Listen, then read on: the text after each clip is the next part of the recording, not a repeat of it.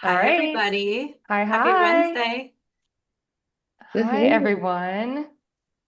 Okay, well, this is fun for us because we get to see people coming into the room. Y'all are just going to see the three of us, but good to see everyone coming in. The first thing I like to do every time we open up a webinar is go ahead and navigate to your chat. And it's going to toggle to just hosts and panelists. What you're going to want to do is actually toggle it to everyone and then post in the chat where you're joining from. So I'm going to say, hi from Bozeman, Montana. Well, I might have to get in there. Yeah, absolutely. Let us know because when Amelia and I do webinars, we want an active chat because it makes it so much more fun and So we much will better. answer your questions. So say hello in the chat. Yes, absolutely. Wait, I'm gonna put my name in the chat. Oh, shoot. I messaged host and panel. Yeah, Uh-oh. see, it navigates to just hosts and panelists, so make sure you send to everybody. Here we go. Where we go? We've got North Carolina. Obviously, we've got Iowa. Here we go. We've got Idaho, California. Okay, we got Puerto Rico.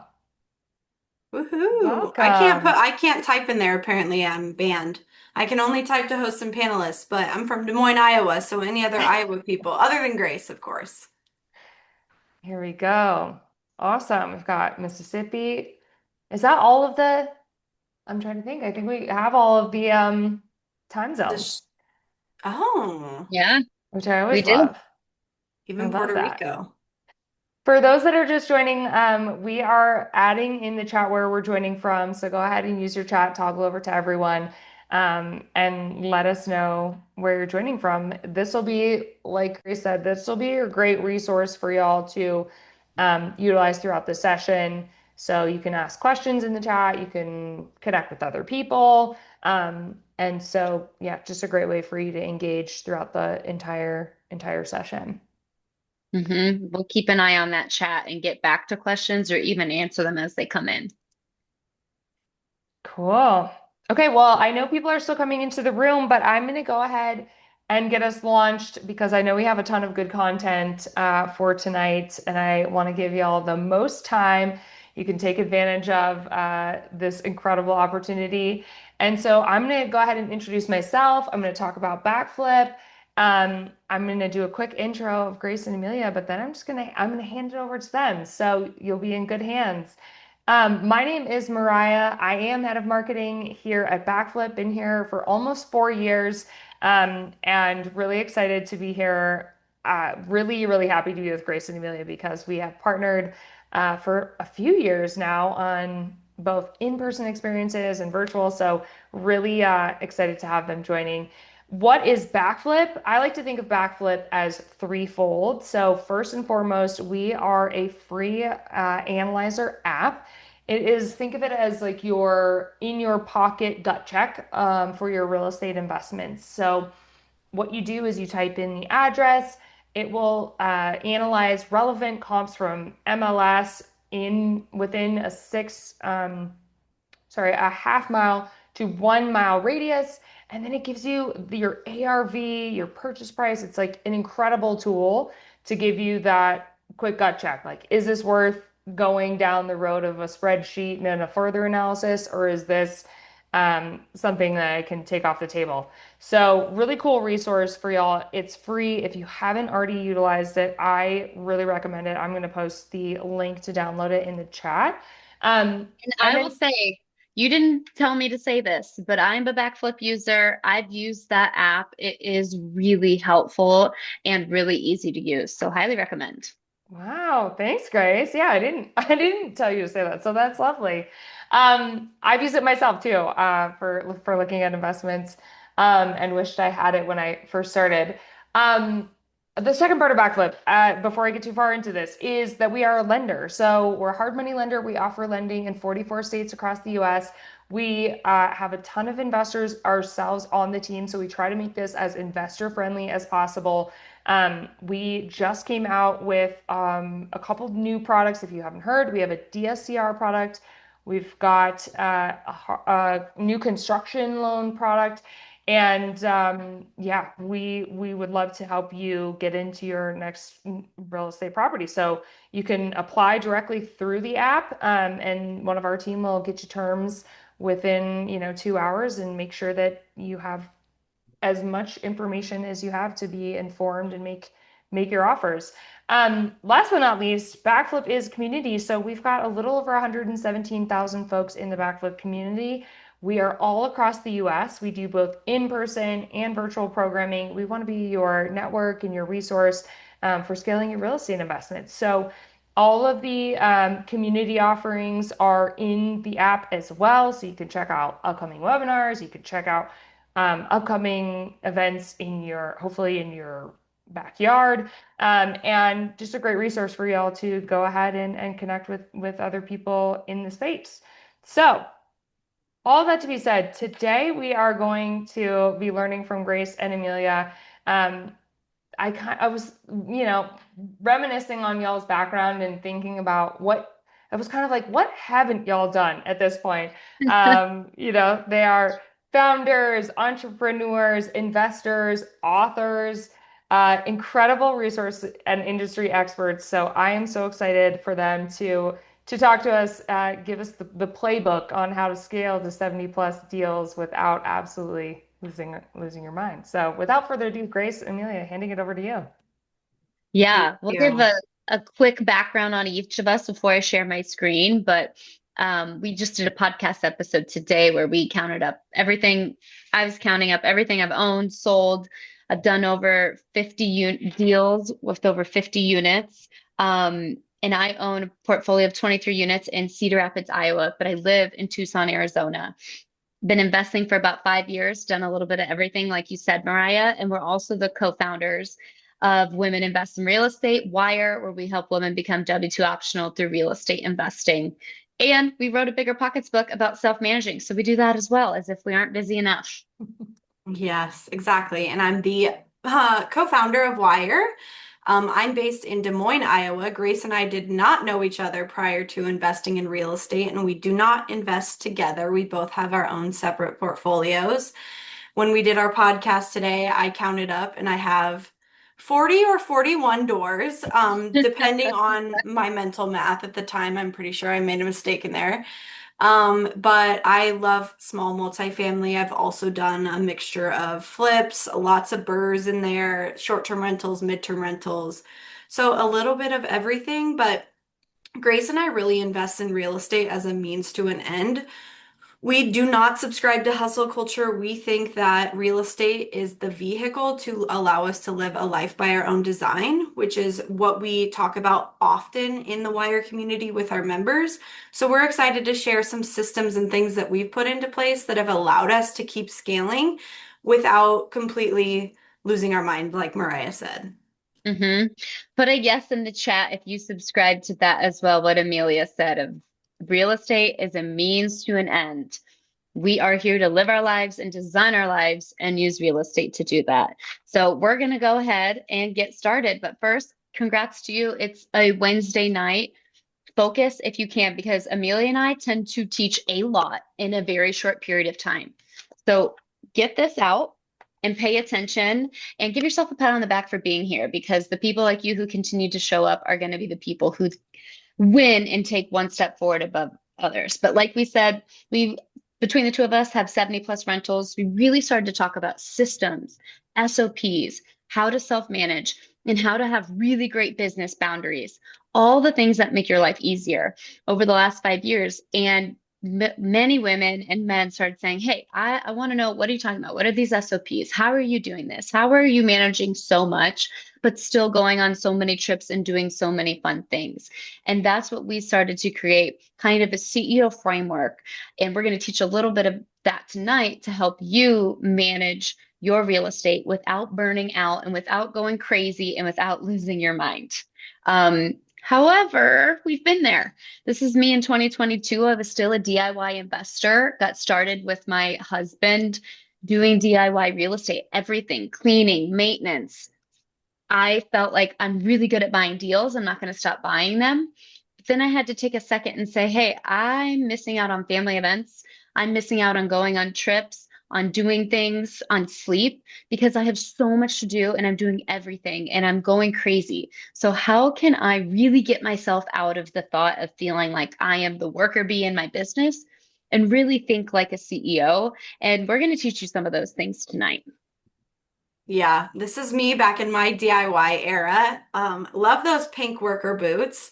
But I was very similar to Grace. I was buying, buying, buying with no real finish line in sight. And I think in the industry, it's very common for people to learn how to buy rental properties. Maybe you get to like 5 to 10 doors, and all of a sudden you're completely overwhelmed.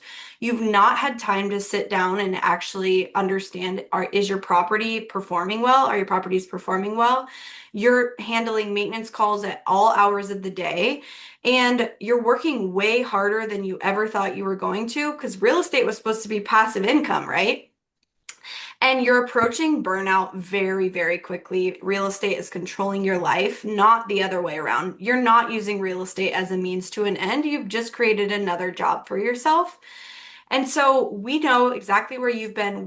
But we set up systems and processes to get to where we are now, and you can absolutely do that too. Mhm. And for me, back to my turning point is I realized, oh, I feel like I'm making good money. I'm buying all these rentals. But when I actually looked at my hourly wage and the freedom I had in my life, it wasn't very much. And that's really what I want you to focus on is what is the important pieces of your life? If it's being home for your kids or going on vacation or getting to run errands on a Tuesday afternoon, is your real estate actually allowing you to do that? Are you up awake at night answering text messages because you don't have the right systems and your tenants have your cell phone number? So we already went through having that aha moment, and hopefully tonight some of you can have that aha moment as well and realize maybe I am making minimum wage, or maybe I'm not working the hours that I want to work, and how can I change it? Mhm.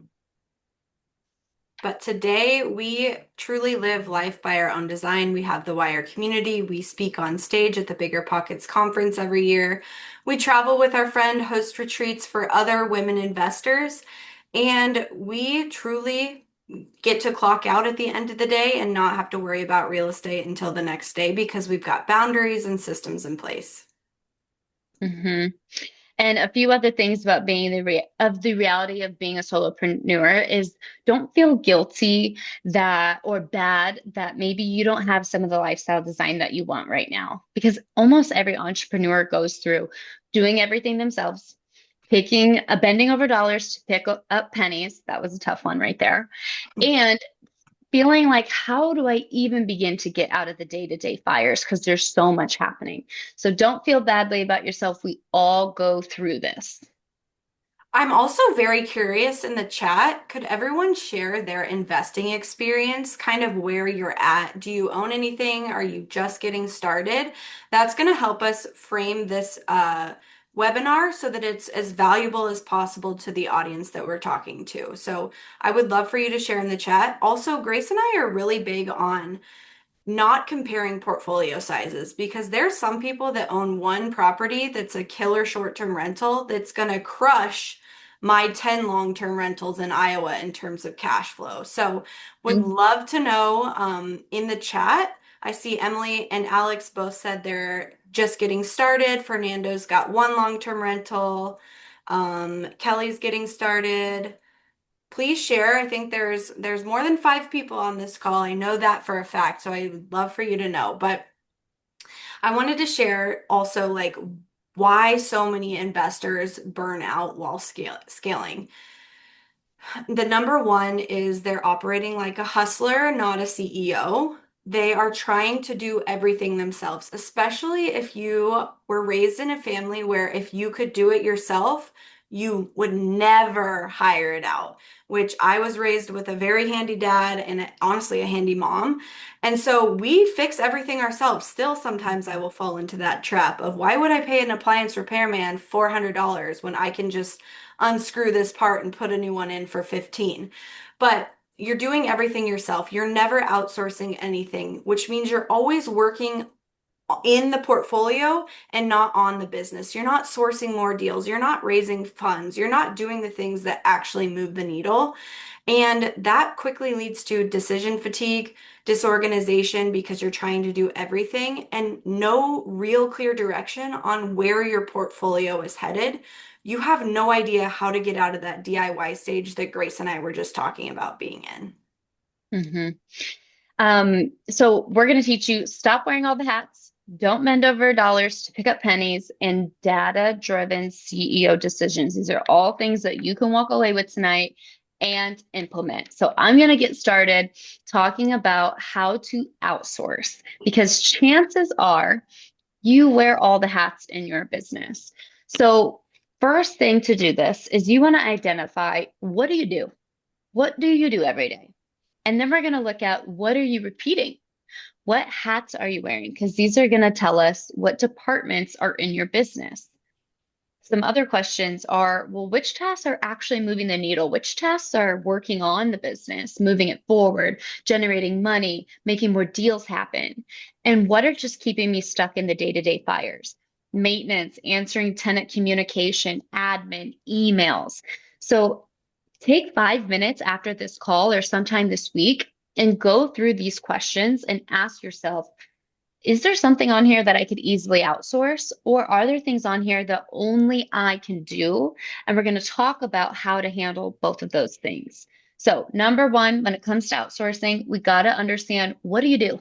Identify your current tasks, because chances are this is your org chart.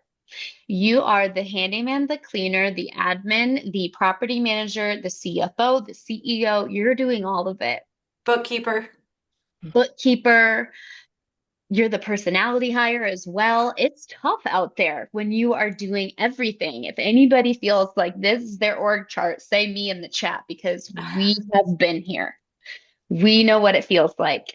And you're going to start to see, okay, maybe I'm really good at property management and maybe I should keep doing that. But what I'm not very good at is being a project manager, or maybe I'm really not good at finding deals, or maybe I'm really not good at something else that I can hire out. And of course, some of those easier, more basic things, cleaning, maintenance, lawn care. There are things, no matter how much money you make in real estate, that you can hire out tomorrow. And Amelia, please interrupt me, or Mariah, interrupt me. I don't have my eye on the chat since I'm sharing my screen, but I'm going to keep going. Well, I was just going to say, Grace, this can also be applicable to people that are just getting started, in the way that, like, when we started, we weren't joining calls like this. I had no idea that I even needed to think about these kind of things. And that's not to say that this is necessarily exactly what you should be focusing on. You should be focusing on buying your first property.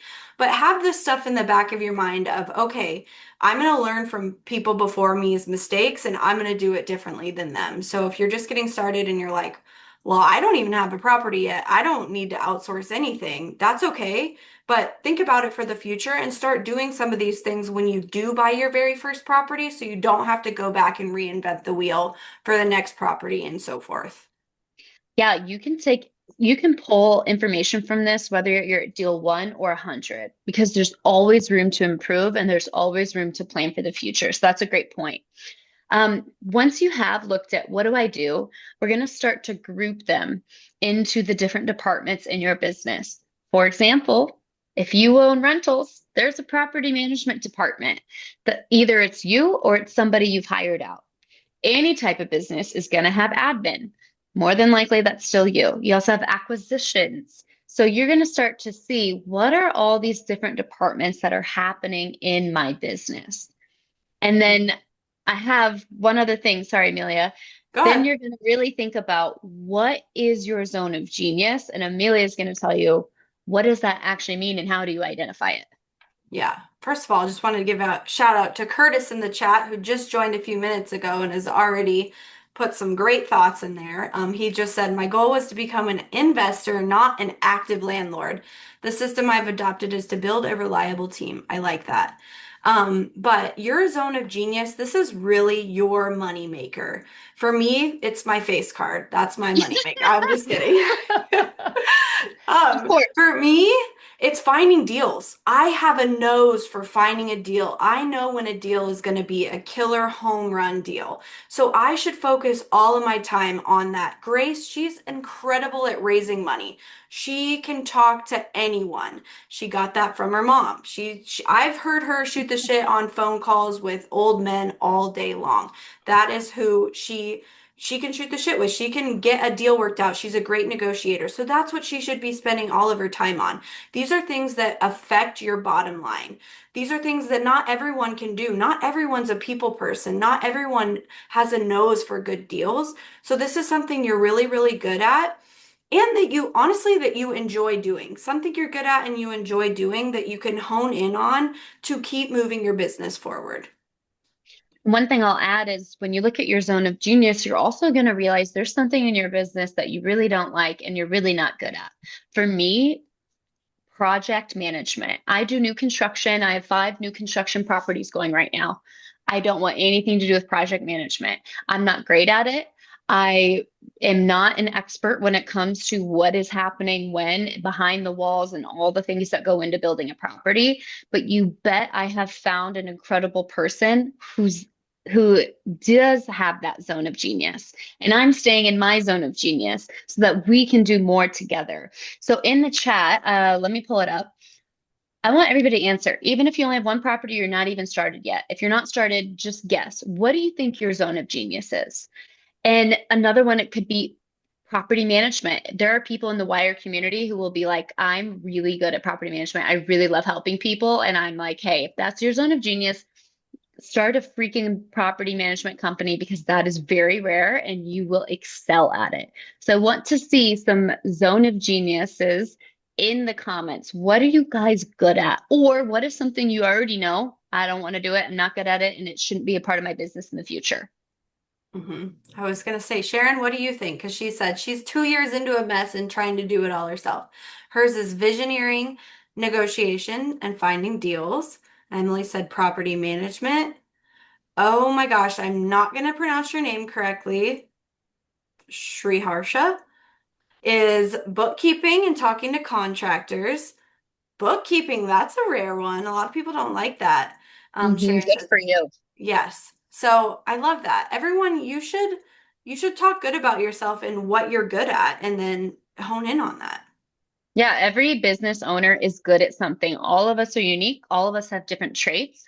So take a moment, assess, and identify your zone of genius. And it might change. That's okay. I'm not saying you need to build a whole business on it right now, but we're going to lean into the things we're good at and lean out of the things that we're not good at. Mm-hmm. So moving into number 2, because we're already 22 minutes into this webinar, we're flying. We're going to talk about automating and systemizing with standard operating procedures, further known as SOPs in this, because that's a lot easier to say. And this is really what takes you from an operator to an owner. And the good news for you guys is AI can do a lot of this now. It can really help create SOPs and get your business systemized. So if you suck at organization, this is for you. Because we have to get out of the mom and pop mindset and get into the CEO mindset. Mom and pop is you have 100 sticky notes scattered around, plus you have a note on your phone, and there's that random notebook in the kitchen that you're writing things on, or you don't even write anything down and you just have it all in your head. That is not the CEO mindset. If something were to happen to you or you wanted to take a vacation, God forbid you want to take a vacation and not have to be on your phone, you aren't going to be able to have anyone to be able to step in and do what you do because everything is up here. Nothing is systemized and written down. And speaking of AI, here is a prompt that I have for you. Take a screenshot of this. SOPs are in your business to tell you what to do, how to do it, and reduce decision fatigue. So for example, I've borrowed money from Backflip. Whenever I borrow money from different lenders, whether it's a local bank, a hard money lender, a private money lender, I have an SOP that tells me how to do it the next time around. So what you could say to AI is, hey, I want to make an SOP for X, Y, and Z. And I want you to interview me. Ask me 5 or 10 questions to understand how I want to handle this in my business. Ask about my goals, tools, my risk tolerance, my preferences, what I'm good at, what I'm bad at. AI is never going to know everything about you. Well, maybe I shouldn't say never, but it can get you probably 95% of the way there. But I do want to throw a word of caution that you got to go back in and fill in those things about your market, your risk tolerance, your business that it's just never going to know. So here is an example of what a SOP template would look like. And number 5 right here, that's where you're going in and putting in what's happening. On the other hand, you can also start with bullet points. If you're new to real estate, you're getting your first tenant set up, go put bullet points. Okay, I listed it on Facebook Marketplace. Oh, my security deposit is 1 month's rent. Oh, my late fees are going to be $12 a day because that's Iowa's law and they have to top out at $100 a day. Just use it as your master notes. So 4 years down the line, when that tenant moves out, you can pop this open and you remember exactly where the rental description was, what your security deposit was, where you listed it, what questions you asked on your application, and you don't have to reinvent the wheel. Mom and pop investors are always reinventing the wheel because they never slow down to systemize. Where CEOs figure out, how do I do this once and systemize it to make it easier and easier every single time? And then you're actually going to start a master SOP list. At the bottom, you'll see this is an example of my SOP list. I have departments, acquisitions, property management, renos, CEO, CFO, admin. And some of them might be blank because I'm going to get there, but I can see that it's a hole in my business. So I'm making a mental note. And some of them have tons and tons of information because I've done it a million times. And there's a lot in my head that I'm trying to get down on paper. You are all going to start with your first SOP. So don't think you're going to build this overnight, because what you're going to do is you're going to get really overwhelmed. You're going to try to do something really fancy and crazy, and then you probably never touch it again. SOPs only work if you stick to them and everything happening in your business, the people, the systems also stick to them.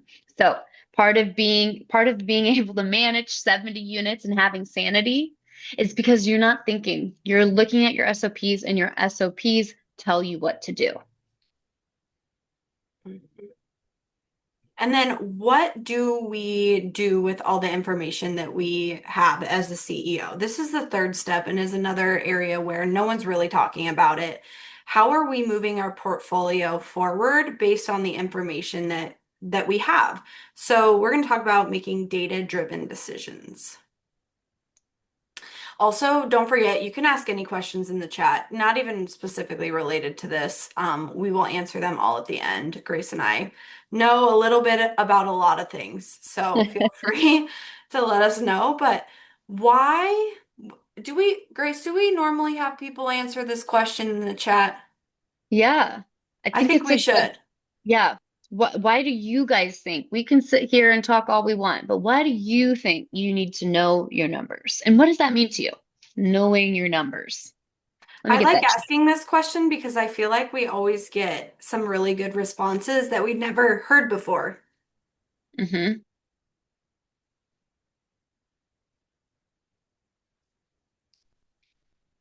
I know you guys are working on a good response. Sharon says, so you can make informed decisions to measure performance. Why else do we need to know? The health of your business, bookkeeping, taxes, whether you should keep a rental, sell a rental. Curtis, don't let me down. Where'd you go? I thought you'd be the first one. Yep. Oh, there we go. Well, I'm glad that I'm making somebody laugh tonight. That's my only goal in life. Can I crack a few jokes and make a few people laugh? Mm-hmm. We'll let Curtis finish typing, but usually it's because, well, we'll get to it. You need to know your KPIs, key performance indicators, in your business, and your KPIs work backwards from your goals. And these are defined based on your market, your risk, your timeline, your strengths. There's a few in the industry that people like to use. Grace, we actually just did a podcast on this today. We should have thrown in the fancy acronym KPIs while we were talking, but we often talk about the first KPI everyone discusses when it comes to real estate investing is your cash flow. So how much money am I making off a property after my income minus all of my expenses? And based on your personal investing strategy, you might be okay with a property cash flowing zero because you're in a really highly appreciating market. But it's super important for you to know that. Or if you are wanting to quit your job ASAP, you absolutely hate your W-2, it might be more important for you to be making $500+ per door. And that's a really important metric that you need to keep track of. Another KPI that's really common is your return on investment or your ROI. And typically, like Grace, I think, are you still looking at 15% ROI for your flips? But yeah, if I was going to do a flip, 15%. Yeah.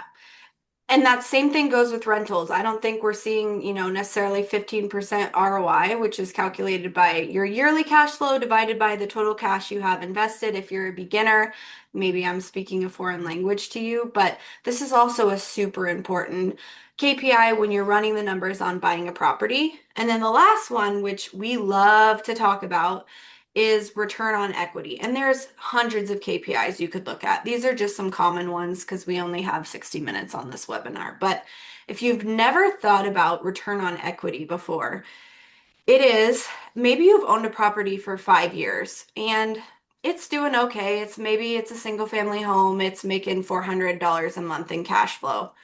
But it's in a market that absolutely boomed, and you've got $300,000 of equity sitting in that property.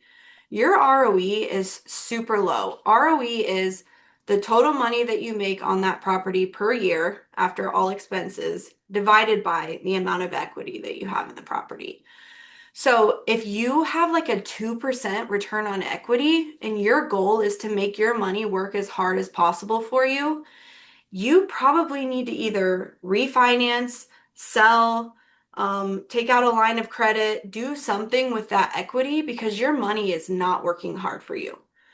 Because we all know real estate investing is not passive income. If you want passive income and you want to make 8%, go put your money in the stock market. It's way easier than owning rental properties.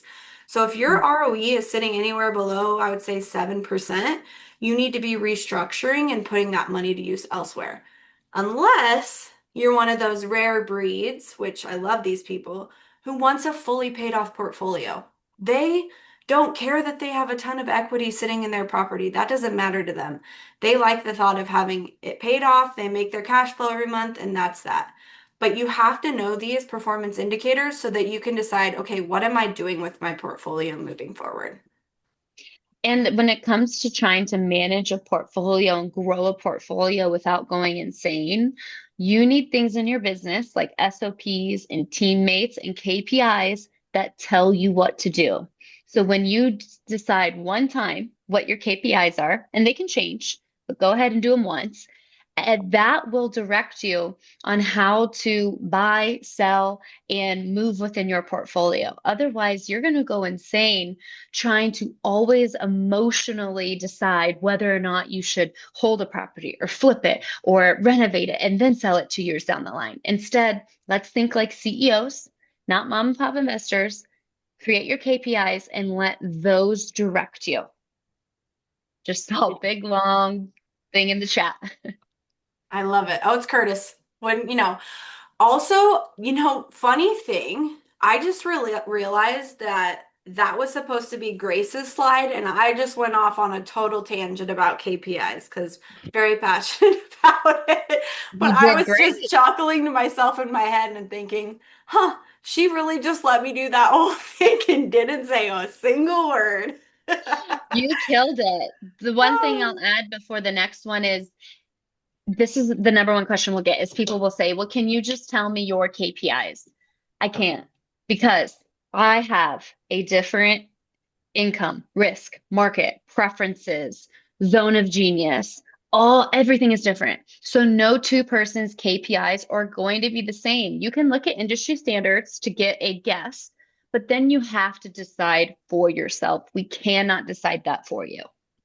Yeah, I see Ernie said in the Q&A, how much did you say minimum ROE is? Which goes back to Grace's point. But for me, anything less than 7% return on equity, I'm trying to figure out what I can do with that property because I can make 7 or 8% on my money in the stock market, and that's a heck of a lot easier. Stock market's between 7, 8, maybe 10% on a really good year. And that doesn't factor in appreciation, debt pay down, like all the benefits that come with owning a rental. But it's kind of just a nice baseline so you have something to compare it to. Because stocks can't trash your house. Yeah. They're passive. We actually had about a year ago in our Wire community membership, we did an entire spring cleaning challenge, and we talked about KPIs and return on equity. And return on equity is just an indicator, like Amelia said, it's not the full picture, but it will tell you how to think about whether or not your money is working hard. And we had so many investors who had 10, 15, 20 doors say, oh my gosh, I've never done this. I just did the ROI on these properties and I'm listing them for sale tomorrow. I'm not making good enough ROE. They got to go so I can take that equity and buy 3 other properties. So it's not everything, but it is a really good indicator to tell you in what direction and how hard is your money working. Another thing we want to talk about is having a CFO date. Does anybody do any type of like CEO day or CFO dates here? This is something that we recommend to all real estate investors. No matter what level of business you're at, you're always going to be tied up in the day-to-day. You're never just going to randomly decide that today's the day I'm going to dive all the way into my numbers and I have 4 hours on my afternoon to do this. So instead, calendar block in the future what I call a review to review your business finances, a CFO date. And even better, go put in that calendar, what am I doing? So that when you show up to that date, you're not like, okay, great, I was going to look at my numbers, but what does that mean? I don't even know where to start. So go put in your calendar, this is what I'm going to do. I'm going to look at my bookkeeping. Then I'm going to understand what those numbers mean. I had an insanely high electric bill. Okay, that means I need to do some maintenance or I need to replace my AC. And then you're going to go back and say, are these numbers helping me get to my goal? Or do I need to make some changes within my portfolio? So this is how CEOs look at their portfolio, is they are being strategic with every single thing that they own so that you can own 30, 40, 50 deals and not go insane because you know that they're all working really well for you. Yep. Okay, so back to the question that I kind of asked at the beginning. Why is it important and what do we do with this information? And we've touched on this, but you can then make a decision on what you're going to do with your portfolio. You could sell. So if you analyze your portfolio and you're like, man, I have a ton of equity sitting here that's not really doing anything, you could sell and maybe 1031 exchange it into a different property. You could reinvest it totally somewhere else. You could realize real estate isn't for me. Or, and I'm talking about like your portfolio as a whole, what if you have a property that's just an absolute pain in your ass, that's just a headache, that you hate managing, you can never get good tenants in? Maybe it's not worth your time anymore. Maybe you look at your return and you're like, I got to do something with this property. So it's important to be reassessing all the time because if real estate is never fun, it's just not worth it. So sell, re-strategize. Maybe a long-term rental isn't giving you the cash flow that you want, but you could convert it into a midterm or a short-term rental and it could really up how much you're making on the property. Or vice versa. Maybe your short-term rental is tanking, it's not worth it, you're not really making much money off of it, and you're constantly on call because you've got Airbnb guests staying all the time. Maybe you convert it back into a long-term rental. Or maybe you refinance. If you've got a ton of capital in your properties that's just sitting there, you refinance, you pull it out, you put it to work somewhere else. These are the decisions that CEOs are making in their businesses. And they're making them proactively, not when it's too late and the property's been empty for 6 months and you don't have any money to fix it up to put it on the market. So knowing your numbers and being the CFO makes a huge difference because we're not investing just for fun.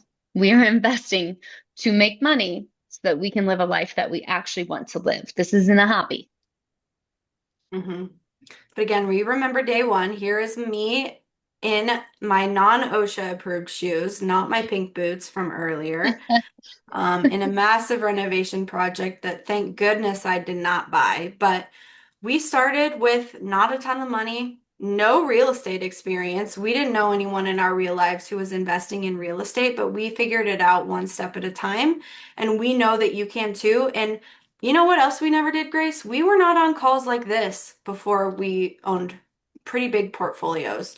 We created our own through Wire because we couldn't find ones that we resonated with. But kudos to you for showing up. You're already so many steps ahead just by being here. Yeah, everybody goes through this phase. And one other thing I wanted to share that shows the importance of being a CEO. You can be a CEO with one property. I've given a presentation many times on BiggerPockets stage in front of 500 people about how important it is to be the CEO of your business. And I go always back to a few stories that people have shared with us through Wire. So this is real life. Things happen. People get sick. People, all the things. I don't want to be morbid here. Or maybe you're even, like Amelia said, you just want to go camping for 2 weeks with no cell service. There are real tangible reasons why your business cannot exist in your head. And one of our Wire community members, Lexi, actually gave us a shout out because she said, "Hey, I had a huge health scare. And because I put in the work to be CEO, I put everything down on paper. I didn't have the door codes tucked in my head and my tenant cell phone numbers tucked away forever. When I got sick, somebody else could step in and I could focus on getting better. And I knew my tenants were taken care of, and that allowed me to focus on myself." So there are real life reasons why you gotta get it out of your head. Maybe you want to sell your business someday, but you can't sell if it's all in your head and nothing's ever been written down. Nobody wants to buy a business with no systems. So one I step at a do at time. a really steep discount. Exactly. But we want full price when we're selling, baby.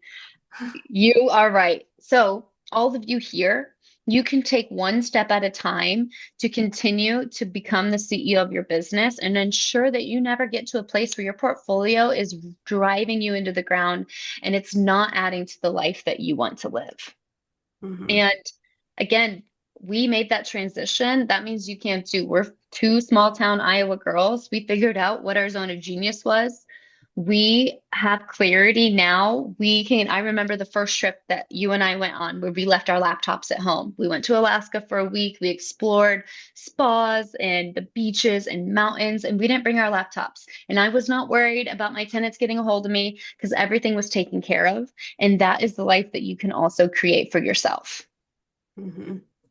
And if you are like, wow, I've never heard of Wire before, I want to get involved, you're in luck because we are hosting an incredible event September 18th through 21st, Wire Summer Camp.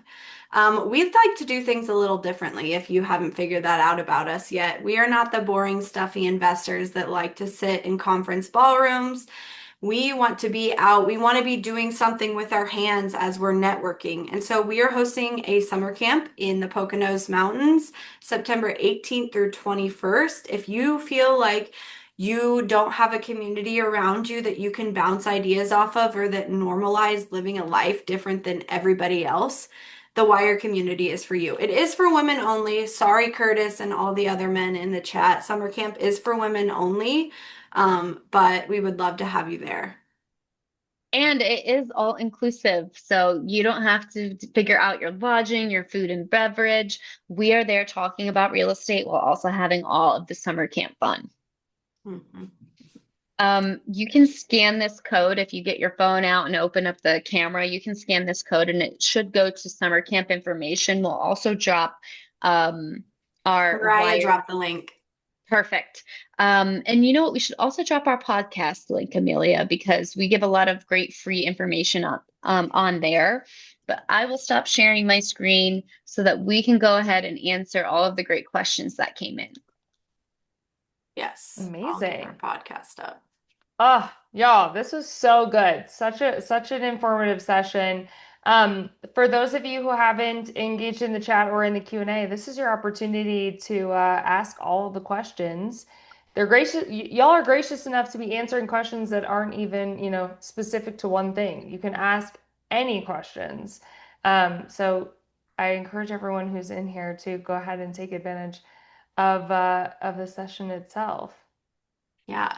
Mariah, I just posted the link to our podcast, but I Oh, can only perfect. send a host and Oh, yeah. panelist. So can you repost that for me? I If certainly you will. like the way that we present and like the way that we kind of are just straight shooters, you'll love our podcast. We get that all the time. People say they really like our podcast. We don't have a lot of fluff in there. We get right to it. We're funny. We make it a good time. So definitely go check us out there. If also, we always say we'll share anything, everything but our tax returns. So this is your moment to ask a question. We'll give you our honest thoughts or an honest answer. But we're here for you. I love it. The first question that I was going to ask, I'll kick us off because I know people are being a little shy, but the first question I was going to ask was like, what does the rest of 26 look like for y'all? In terms of investing, Mm-hmm. Or fun, because that's what we're focused on. Yeah. Just kidding. yeah. Go ahead, Amelia. Well, I just bought an 11-unit property in West Des Moines 2 months ago. So I'm currently working on getting 2 of those units furnished to launch as midterm rentals. So that's great. I probably won't buy anything else unless a killer deal comes my way, which it probably will. I feel like that always happens. But again, I'm not trying to just buy for no reason. So that's what I'm working on. I also have a tiny home that I'm turning into a luxury short-term rental in a really cool beach town here in Iowa. Lake town, not a beach. Has a beach on a lake. So yeah, I'm working on that too, and that's going to be a great burr project for me. And before I answer, I have to point out something you said. For those of you who haven't gotten started or you feel like you're never going to find a deal that pencils, you said, Amelia, I feel like that always happens to me, finding a great deal. But the reason that happens to you is because you're an expert in your market and you're well known in your market. And the reason that happened was because you actually got started and now you've been in that market for 6 years. But at day one, in year one, that never would happen. So you can only get to that point for everybody listening by getting in the market and staying in it. And then maybe a few years down the line, you'll be like Amelia and you'll be like, I feel like deals just come to me. I know it seems it's like rose-colored glasses, but I feel that way. And it's not luck, it's putting yourself in the right situations. But if you're an action taker and you're a problem solver, you can be a successful real estate investor. I would say those are the two biggest thing. It's not rocket science. You don't have to know all of the math and all the things. That's a plug into a spreadsheet. That's easy. You got to be willing to take action, take a little bit of risk, and you got to be willing to solve problems and not try to mitigate every single problem before it happens because you're never going to be able to. Yeah. What was, 2026. So for me, I'm stabilizing 5 new construction units. That has been the bulk of the year. So getting them rented, refinanced, furnished, all the things. And once we're done with that, we'll start on 2 more new construction triplexes. And that will really be the bulk of my year. So I'm excited about that. And I see that somebody asked how you got started with new build to rent and how you went about hiring a builder/contractor partner while out of state. Yeah, so I did start building out of state, but I started investing in state. Then I moved away and kept investing in that market. I invest in Iowa. Everything I own is within a 15-minute radius, but I live in Tucson for most of the year. And the way I figured out how to build is I fell butt backwards into it and I figured it out. I had no idea how to build. I asked an insane amount of questions. I found people in my market who were doing it. I hired one of them to be my mentor. I paid $8,000 for them to tell me and hold my hand on how to build. And that was the best $8,000 I ever spent because it saved me multiple 5-figure mistakes. And I would have wasted $8,000 just running in circles trying to figure out how to do things. I want to take the elevator, not the stairs. And then I found, again, because I am well networked in my market, I put myself out there. I'm on social media. People know me, and I know a lot of people in my market. So I would say I got really lucky and found somebody who was willing to partner with me. But again, that's not the case. I networked and I figured out what I wanted in a partnership by doing real estate for 5 years. So when the opportunity to partner with somebody came up, I knew how to figure out if they were a good partner and how to put the partnership together. So my new construction units after my first one are all 50-50 equity with my GC contractor, basically. Yeah. Also, if you're not currently connected with us on Instagram, we're pretty active on there. I would say that's a really good place to reach out to us as well. Mariah, thank you. She just shared our Instagram for the Wire community. Um, so I wanted to put that out there because you can also go and see like what kind of things is Grace posting. What I don't, she posts way more than me. She shares way more than me. I kind of hate social media, but you get ideas from other investors that are sharing what they're doing and then post about your things too. Mhm. I was going to ask, so one of the questions we get constantly is around sourcing, um, best practices in finding the right deals. Amelia, I know this is like your, you know, Yeah. this is my sign for area of genius, zone of genius, I guess. We'll have to start doing that. Can you walk us through like, yeah, what's a little bit of a preview into how you do that? Well, I think a super important part, if I'm just talking to a new investor, is to put together a buy box. That's our fancy term for your list of non-negotiables for a property. And the reason why this is so important, it's honestly important even if you're buying property 5, 6, 7, 8, 9, is because if we're really big on, or I'm really big on shit or get off the pot. If you have a buy box that says, I'm looking for a property that's the purchase price is X, the monthly cash flow is Y, the neighborhood is this, all the things. You can Google buy box. Actually, Grace, we have a free buy box template. You can post that. Um, and you find a property that meets all of the criteria in your buy box, and then you don't put an offer in on it, you don't buy it, you don't do anything with that, well, then what are you even doing? Why are we It holds your spinning our feet to the wheels? fire. It holds your feet to the fire to actually take action and do something. So that is super important because we talk to people a lot who, honestly, everybody I talk to in real life that I mention I'm a real estate investor, they all want to invest in real estate. They've all thought about investing in real estate. Everybody's thought about being a real estate investor. How many people actually take action and do it?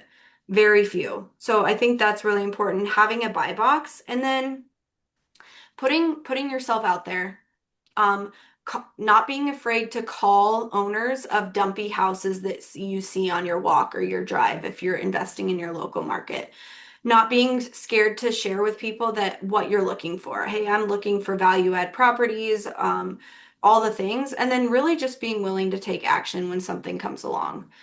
Mhm. Yeah, those are the big things I would say. Our first few deals came from speaking up for ourselves, whether it was talking to an owner, reaching out to them on Facebook, or writing them a letter. You got to be willing to do those things. A lot of people will be like, oh, I should stop. I just saw somebody, looks like they're moving out of their house. I should stop. Stop and go talk to them. I found a house like that. Actually, a tenant found a house for me and said, my landlord would like to buy this. Call her.